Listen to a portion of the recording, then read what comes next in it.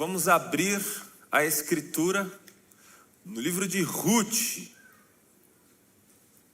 Livro de Ruth, capítulo 1. Nós vamos ler apenas 2 versículos nessa noite. Se você ainda não tem muita familiaridade com a sua Bíblia, o livro de Ruth está bem no início da Bíblia. Quando você abri-la, você encontrará o livro de Gênesis, depois Êxodo, Levítico, Números, Deuteronômio, Josué, Juízes e então Ruth. Ruth, capítulo 1. Nós vamos ler apenas os versículos 20 e 21. Texto que será a base da nossa reflexão nessa noite, quando continuamos a nossa série de exposições, que intitulamos carinhosamente de Tenho Minhas Dúvidas. Afinal de contas, é possível estar no caminho e ainda assim ser assaltado por dúvidas e incredulidades. Portanto, semana após semana, nessa série de exposições, nós temos tratado de um assunto que eventualmente pode ser encarado como uma dúvida para alguns ou para a maioria de nós. Coisas como, por exemplo, Deus existe, Deus fala, e hoje Deus se importa conosco, Deus é bom de fato. Cantamos aqui algumas vezes que Ele é bom. Será que isso é verdade? Portanto, acompanhe com fé a leitura da Escritura. Ela é a palavra de Deus para a minha e para a sua vida. O livro de Ruth, capítulo 1, versículo 20 e 21. Porém ela lhes dizia: não me chamem de Noemi, mas de Mara, porque o Todo-Poderoso me deu muita amargura. Quando saí daqui eu era plena, mas o Senhor me fez voltar vazia. Por que então querem me chamar de Noemi, se o Senhor deu testemunho contra mim e o Todo-Poderoso me afligiu? Até aqui a leitura da palavra de Deus, ela é viva, ela é eficaz. E o nosso desejo e expectativa nessa noite é que o Senhor ilumine as nossas mentes e corações, para que no exercício de entender a Tua palavra, Senhor, nós sejamos transformados para a Tua glória. Em Cristo nós oramos mais uma vez. Amém e amém. Eu me lembro como hoje, dia 26 de dezembro de 2004. Parte da minha lembrança vívida é por conta de ter sido um dia depois do meu aniversário, que é no Natal, dia 25 de dezembro. Mas aquele 26 de dezembro, especificamente de 2004, trouxe consigo uma lembrança muito ruim, porque eu acordo de manhã com a notícia de que um abalo sísmico no Oceano Índico havia gerado um tsunami. 230 mil pessoas aproximadamente, na Indonésia, na Tailândia e na região, tiveram suas vidas abruptamente interrompidas por uma tragédia natural, sem precedentes, sem explicação. Coisas como essa fazem com que o coração humano reflita sobre o fato de que, se Deus existe e Ele permite que coisas como essa aconteçam, Ele permite que coisas como na Venezuela aconteceram, quando crianças, bebês, do ponto de vista humano, inocentes, tiveram as suas vidas retiradas. E se Deus existe e Ele deixa isso acontecer, ou Ele promove esse tipo de tragédia, então Ele não é bom. Porque como pode um Deus bom, tendo o poder de fazer com que essas coisas não aconteçam, deixar que elas aconteçam, então Ele não é bom. Mas se Ele é bom e Ele assiste a tragédia com solidariedade, com gentileza e generosidade no seu coração, tentando impedi-la, mas ainda assim a tragédia acontece, então Ele não pode. Ele não é todo poderoso. Portanto, é impossível Deus ser simultaneamente bom e todo-poderoso.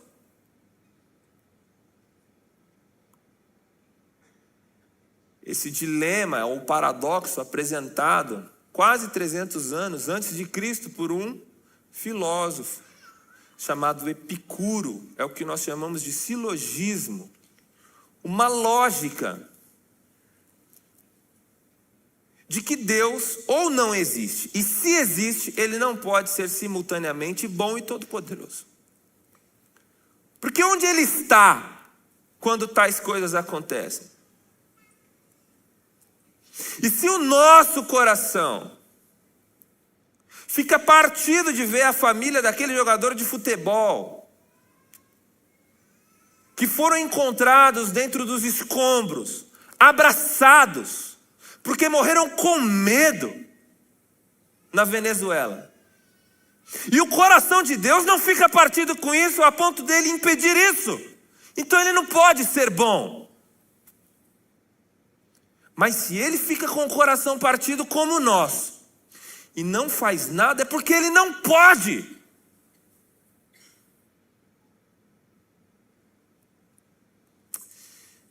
No século XVIII, 1733, aconteceu um maremoto em Lisboa. O Voltaire, iluminista francês, faz um poema sobre o desastre de Lisboa. E ele diz o seguinte: onde estão os religiosos,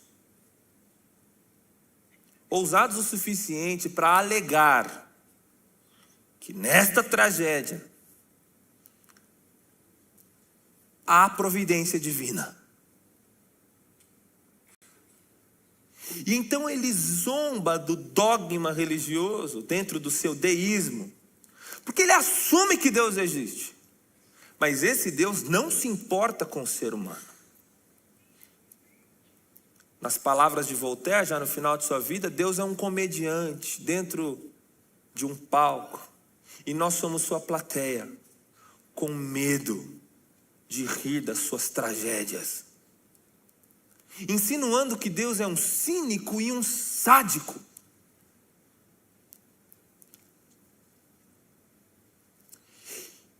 E quando nós começamos a pensar nesse tema, será que Deus se importa conosco? Será que Deus é bom? Será que um ser que pode todas as coisas, Ele de fato se interessa de forma generosa? Ele se importa com a gente? Pode ser que você tenha suas dúvidas, assim como muitas vezes eu tive as minhas dúvidas. E para respondermos essa pergunta, eu separei o texto de Ruth, que narra a história de Noemi. Noemi é uma mulher casada com um homem chamado Elimeleque. Os dois, um casal, Efratas de Belém, tem 2 filhos, Malom e Quilion. Acontece que eles vivem no período dos juízes. E o período dos juízes foi um período tenebroso na história de Israel, cerca de quase 400 anos, que em função da desobediência e da obstinada rebelião do povo contra a lei de Deus e idolatria, Deus permitira que nações vizinhas soterrassem Israel, afligisse, vilipendiasse Israel. Portanto, as suas lavouras eram assaltadas, povos vizinhos invadiam o terreno, levavam cativos pessoas, matavam gente do povo de Deus. E durante um período de quase 400 anos, essa foi a dinâmica do povo de Israel. Noemi, seu marido Elimeleque, seus 2 filhos, Malom e Quilion, viveram nessa época. E o texto de Ruth começa dizendo que eles passaram por uma grande fome em Israel. Nós não sabemos a origem dessa fome. Pode ser que um exército inimigo tenha destruído a lavoura. Pode ser que tenha sido fruto de uma grande seca. O fato é que eles passam fome em Israel. E essa é a primeira tragédia que acontece na vida dessa mulher. Vai contabilizando. Fome. Eu não sei se você já passou fome. Fome é um problema que atinge mais de 2 bilhões de pessoas no nosso planeta. Eu não sei se você já teve essa experiência, eu espero que não, mas dói. Dói e dói muito. Em função da fome, essa família tem uma ideia. Vamos nos mudar, vamos migrar para outro país, onde tem mais recursos para a sobrevivência. Então eles decidem sair de Belém e vão até Moabe, um país pagão. E essa é a segunda tragédia, o desterro. O abandono de sua pátria. Eu sei que muita gente vai tentar a vida em outros países. E a expectativa de melhora sobrepuja as dificuldades, obviamente, tem de ser assim. Mas é sempre uma tragédia ter que se despedir. Você fica com saudade dos seus entes queridos. Você tem que abandonar a sua rotina, o seu bairro, seus amigos, as suas práticas, a sua religião. Agora ele está indo para um povo pagão.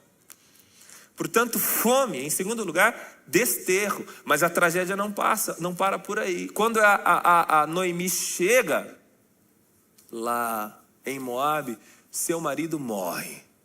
Agora, além da fome e do desterro, ela é viúva. Que tragédia. Só que seus 2 filhos se casam com mulheres moabitas. Uma se chamava Ruth e a outra se chamava Orfa. Portanto, aquela família passa a próxima década, o texto diz que durante 10 anos eles continuam vivendo. Afinal de contas, aqueles homens trabalhavam e traziam sustento para suas esposas e para sua sogra, Noemi. Mas além do desterro, da fome, da viuvez, agora ela também perde seus 2 filhos. E é óbvio que lamentar a perda de um filho é de uma tristeza inimaginável. Mas nesta cultura que nós estamos inseridos, além disso, ainda significava perder o seu meio de vida, porque viúvas que não tinham filhos, homens ou figuras masculinas na família, estavam vulneráveis a todo tipo de mal. É por essa razão, por exemplo, que o Antigo Testamento sempre reforça a necessidade de o povo de Deus cuidar das suas próprias viúvas. Porque as viúvas ficavam vulneráveis. Elas não podiam trabalhar, viviam de restolhos. Viviam de restos. E então agora essa mulher perde também o seu meio de sobrevivência. E é irônico porque ela é de Belém, a casa do pão. E ela passa fome na casa do pão e vai para Moabe atrás de sobrevivência. E agora ela está novamente sem recursos. A sua despensa está seca. Os seus recursos estão exauridos e ela não tem mais esperança. É o fim da linha. Ela está velha o suficiente para ter filhos, para dar àquelas noras. Ela não pode fazer mais nada por si mesma. Longe de sua terra, depois de fome, depois de desterro, depois de viuvez, depois de perder os seus filhos, e perder o seu meio de vida. Ela decide então voltar para a sua terra natal, para Belém.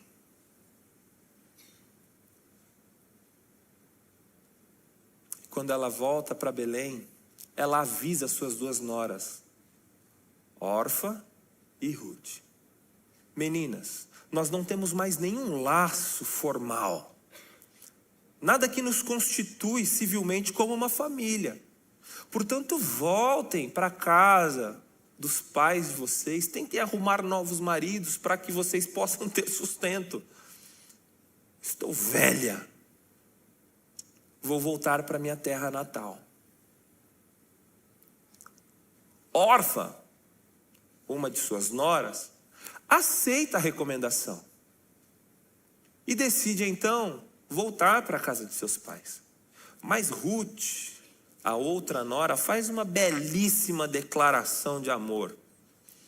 Inclusive eu já vi em muitos casamentos, o noivo falando para a noiva e a noiva falando para o noivo. Quando na verdade é uma expressão belíssima de uma nora para uma sogra. Deixa eu fazer uma aplicação aqui, gente. Eu sei que tem muitas piadas sobre sogra, mas elas são bênçãos de Deus na nossa vida. Se você não pode dizer amém pela sua, fala amém pela fé, que Deus vai trabalhar. Irmãos queridos, Ruth olha nos olhos de sua sogra Noemi e diz assim: não te instes para que eu te abandone. O teu povo é o meu povo, o teu Deus é o meu Deus. Aonde tu fores, eu também irei. Aonde seres enterrada, também morrerei eu. E que os flagelos do Deus Altíssimo recaiam sobre mim, se minha palavra eu não cumprir. Irmãos, que comprometimento dessa mulher com a sua sogra. Eu vou com você, minha sogra. Eu vou com você. Quando elas estão chegando em Belém, acontece um fato curioso. As amigas de Noemi, que já não haviam há pelo menos 10 anos, quando ela foi embora para Moabe, começaram a cochichar entre si: essa é Noemi? Tá tão diferente. E aqui eu quero fazer uma aplicação. Irmãos queridos, a amargura, o ressentimento, viver a tragédia intensamente e deixar toda a maldade entrar no seu coração, transforma você numa versão pior de quem você é. Não era só o aspecto físico de Noemi que estava deteriorado depois de 10 anos, que fez com que aquelas amigas antigas não a reconhecessem. Era quem ela tinha se tornado. Aliás, nós lemos isso. Ela diz: não me chamem de Noemi. O nome Noemi significa agradável, feliz. E ela diz: me chamem de Mara, que significa no original amarga. Deixa eu te dizer uma coisa. Gente amarga se torna tão feia, tão ressentida, tão insuportável em suas reclamações, que é impossível conviver. E a maior tragédia que acontece na vida de Noemi não é a fome, o desterro, a viuvez, a perda dos filhos, a perda do seu aspecto dispositivo financeiro, mas a pior tragédia que acontece na vida dela, em sexto lugar, é a incredulidade no seu coração. Não de duvidar se Deus existe ou não, mas de duvidar do caráter de Deus, se Deus é bom ou não. Porque veja só o texto que nós lemos, as 4 acusações que ela faz contra Deus. Não me chamem de Noemi, mas de amarga, porque o Todo-Poderoso me deu amargura. A alegação de Noemi é que ela está passando pelo que está passando porque Deus deu amargura para ela. O responsável de tê-la transformado em alguém assim insuportável é o próprio Todo-Poderoso. Ela diz: quando eu saí daqui, em segundo lugar, eu era plena, mas o Senhor me fez voltar vazia. A acusação dela contra Deus é que Deus tirou tudo dela. Em terceiro lugar, por que então querem me chamar Noemi se o Senhor deu testemunho contra mim? Ela está dizendo: Deus é contra mim. Diferentemente de Paulo, diametralmente oposto àquilo que Paulo disse: se Deus é por nós, quem será contra nós? Noemi poderia dizer: Paulo, mas e se Deus for contra nós? Quem é que pode ser por nós? E em quarto lugar, veja o que Noemi diz: o Todo-Poderoso me afligiu. Ele é o responsável por eu estar vivendo a vida desgraçada que estou vivendo. Ele pode tudo, mas Ele não se importa comigo. Ele não é bom.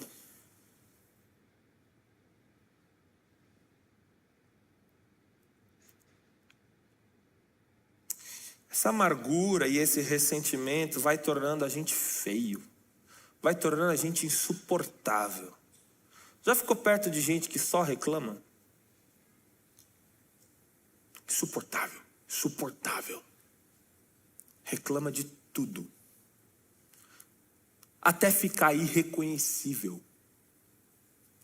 Aquela ali é Noemi? Não é possível.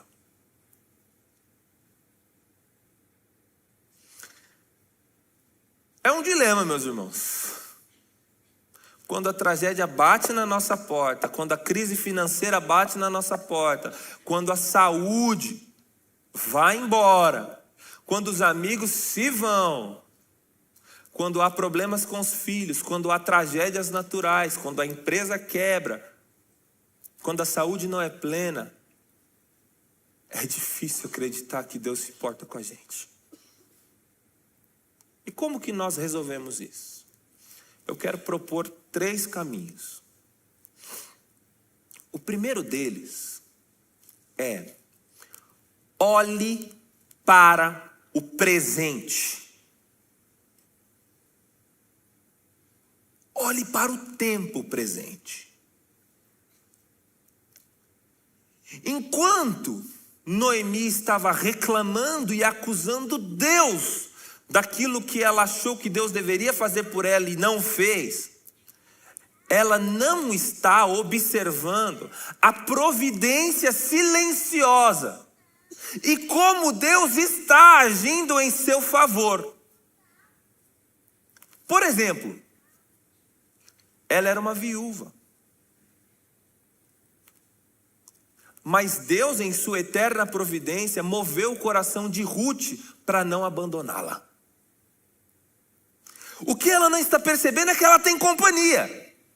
E ao invés de olhar para o quadro geral, que sim é pessimista, e nós não a culpamos da sua dor, mas ela deveria olhar para aquelas pequenas providências do dia a dia. Poderia ser pior, eu poderia estar sozinho, mas Deus me deu uma família. Deus me deu Ruth para estar comigo.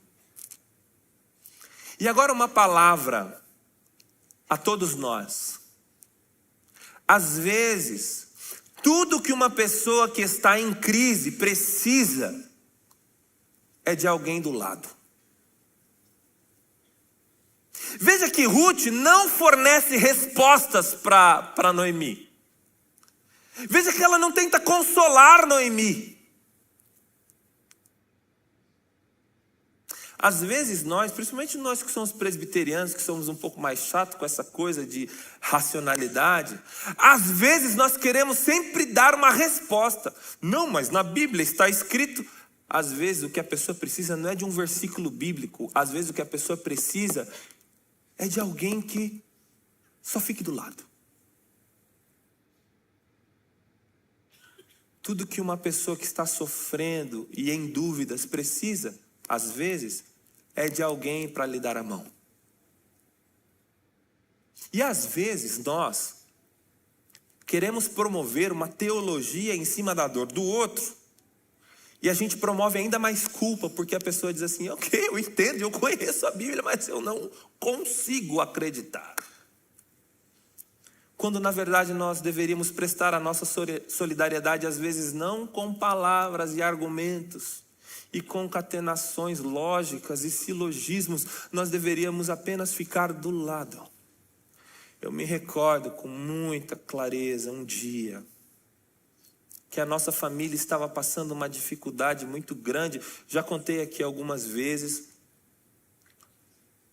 que o Tito ficou na UTI, o meu filho mais velho, depois Tainá começa seu tratamento contra um câncer, e nós enfrentando todos esses problemas simultaneamente, uma crise financeira na nossa casa em decorrência disso. E uma irmã, muito querida e generosa, levou um bolinho na nossa casa.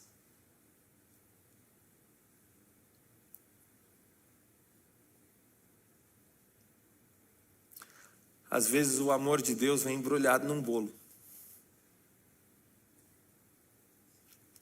Às vezes não é num versículo, não é numa exortação. E esses dias eu fiquei muito emocionado. Eu não vou falar quem é por questões éticas, mas ela está aqui inclusive. Fiquei emocionado porque eu estava ali atrás, há 1 ou 2 semanas atrás, e ela me abordou dizendo o seguinte: pastor, o dia em que minha mãe morreu, o Senhor me ligou. E Deus consolou meu coração naquela ligação. E nós que somos pastores, que trabalhamos tanto com as sensibilidades humanas, por vezes não somos recompensados nessa vida com palavras de afirmação, de carinho. E eu fiquei extremamente comovido por poder retribuir um pouco desse carinho de Deus nas nossas vidas, que às vezes é uma ligação, às vezes é uma facilidade que você pode promover na vida do outro que está sofrendo.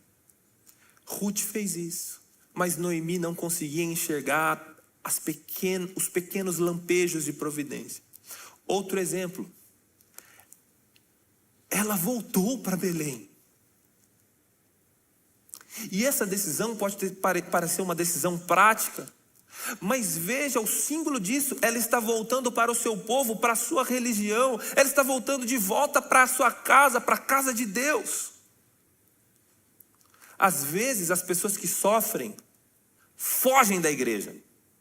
As pessoas que estão em dúvidas e em incredulidade, que não conseguem observar a abundante generosidade de Deus e que duvidam do amor de Deus, elas fogem da igreja, fogem do pastor. Noemi está voltando para o povo de Deus, para a adoração verdadeira do povo de Deus. São presentes, lampejos da abundante generosidade de Deus em sua vida. Em terceiro lugar, por exemplo, note como o capítulo 1, versículo 22 diz que eles chegam. E é o princípio, o início da colheita de cevada. Ela está voltando agora para a sua terra e há abundância de alimentos em sua terra. Nenhum detalhe na Escritura deve ser lido por nós de forma despercebida, porque até os detalhes comunicam.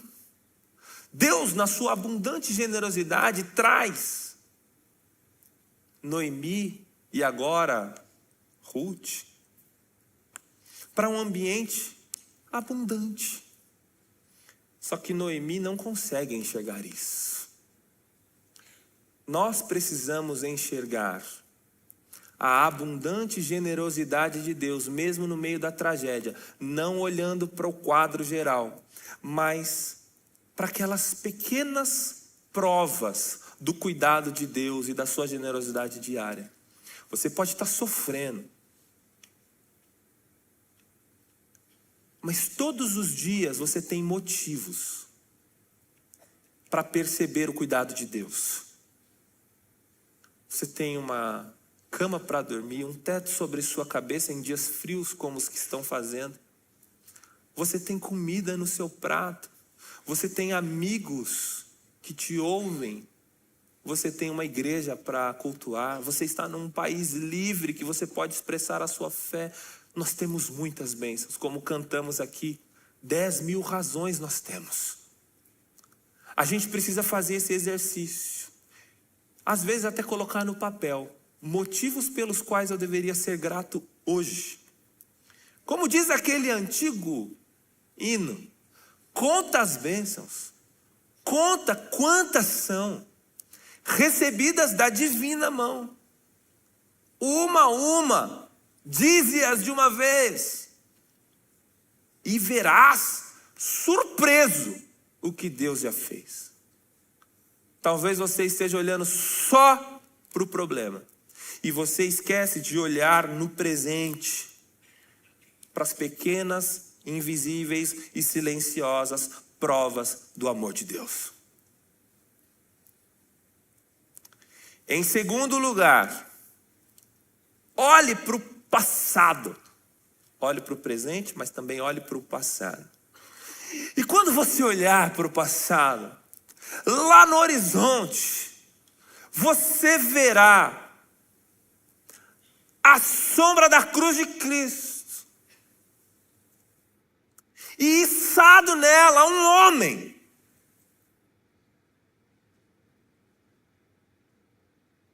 Que nasceu na periferia do mundo. Nós o reputávamos por aflito de Deus e oprimido. Não havia nele formosura, nem nada que nos atraísse.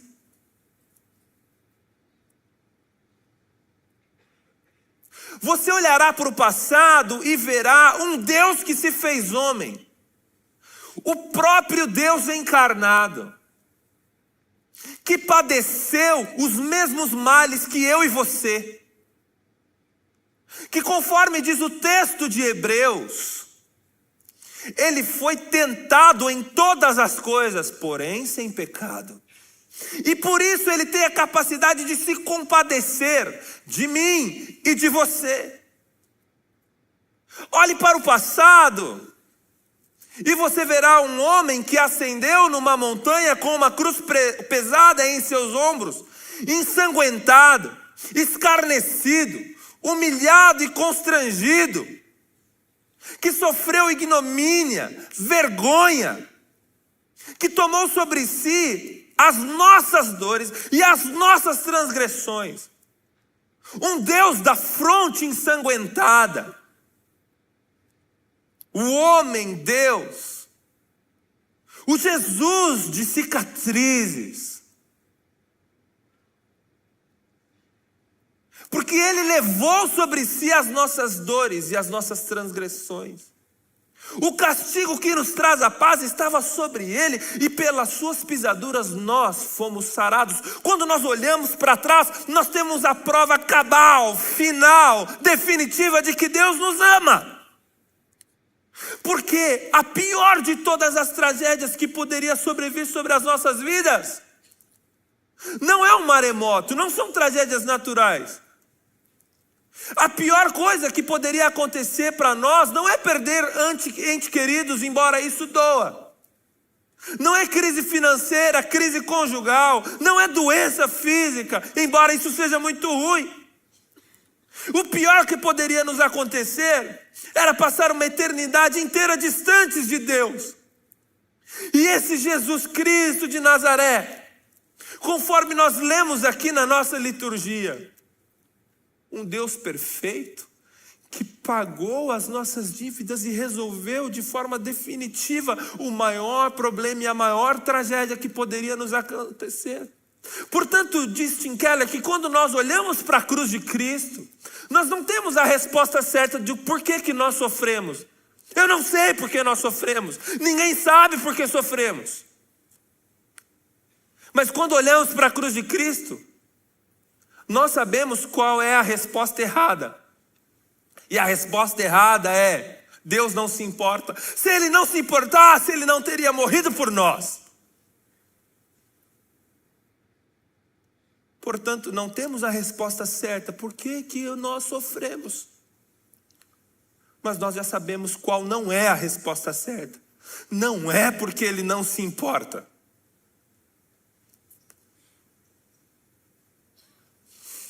Mas não apenas devemos olhar para o presente e para o passado. Nós devemos olhar para o futuro glorioso que está diante de nós. Há uma cidade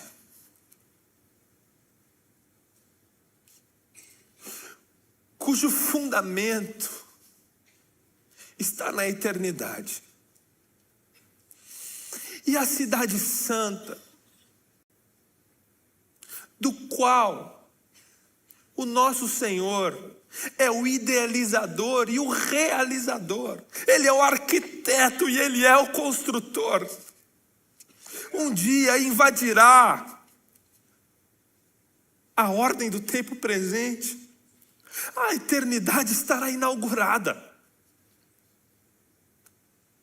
O tabernáculo de Deus estará com os homens. O sol e a lua fugirão de sua face. Porque a glória do trono do Cordeiro iluminará toda a cidade. Lá não haverá dor, nem pranto, nem choro, nem sofrimento, porque as primeiras coisas passaram, tudo se fez novo. Ele será o nosso Deus e nós seremos o seu povo. Nos alimentaremos do fruto da árvore da vida, que alimentará a todas as nações. Estaremos com Ele para sempre. Quando nós olhamos para o futuro, nós temos a âncora da nossa fé. A Escritura nos convida a olhar para o futuro e, sob a perspectiva do futuro e da eternidade, viver aqui hoje. Não é organizar a nossa vida a partir das circunstâncias, das tragédias e das dificuldades que nos sobrevêm. Isso é verdade. Mas os nossos olhos devem estar cravados na eternidade. Como alguém que joga um anzol lá na frente e agora está sendo puxado por isso. Nós vivemos a partir da perspectiva da nova Jerusalém e não da ordem presente dos fatos. Por isso que nós não somos abalados. E aí, quando colocamos a coisa nessa perspectiva, nós podemos falar como o apóstolo Paulo falou: a minha leve e momentânea tribulação produz para mim um peso de glória que é eterno, porque eu estou bem certo que as tribulações do tempo presente não podem ser comparadas com a glória que há de ser revelada em nós.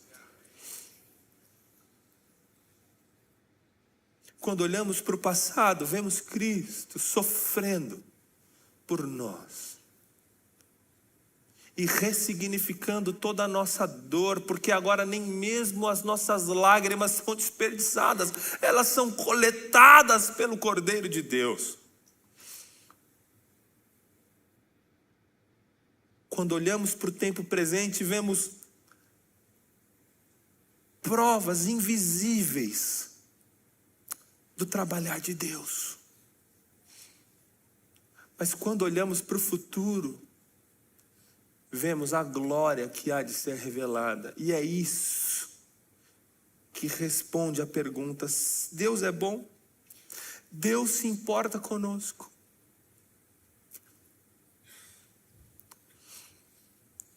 Embora Noemi não conseguisse ver isso não foi, de forma alguma, pretexto para que Deus não agisse em sua vida. Ela vem com Ruth para Belém novamente. Quando chega em Belém, de forma misteriosa, e Deus é assim, Deus sempre age da forma que nós não imaginamos que Ele está agindo. ela preocupada se ia conseguir casar e ter outro filho para dar para sua nora. Acontece que chega lá, ela descobre um resgatador. Na lei do levirato, não me pergunte por quê, mas acontecia o seguinte: se uma mulher perdia o seu esposo, o irmão daquele esposo deveria casar com ela, ter um filho e dar o nome da criança, para a criança o nome do defunto, para que a prole e a herança dele fossem perpetuadas. Se o defunto não tivesse irmão, podia ser um parente mais próximo. Chega lá, descobre-se que há um parente, Boaz. E numa linda história de amor, que depois você pode ler na sua casa. É um livro pequeno, são apenas 4 capítulos, eu desafio você a ler. Numa linda história de amor, Boaz se casa com Ruth. Aquela que era pagã, agora foi inserida no pacto. Eles têm um filho, que se chama Obed. O livro que começa com 3 funerais, acaba com um chá de bebê. Esperança. Um dia depois do outro, as coisas vão mudar. Obed tem um filho chamado Jessé. Jessé tem um filho chamado Davi. Davi de Belém.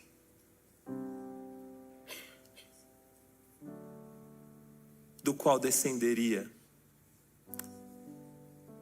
para quem Deus fez uma promessa: tu terás um filho que será rei eterno, e o seu trono não terá fim. O qual foi descendente, Jesus Cristo, o nosso Senhor. Que providência maravilhosa, que transforma uma tragédia numa família da qual vai descender o Salvador, o nosso Salvador.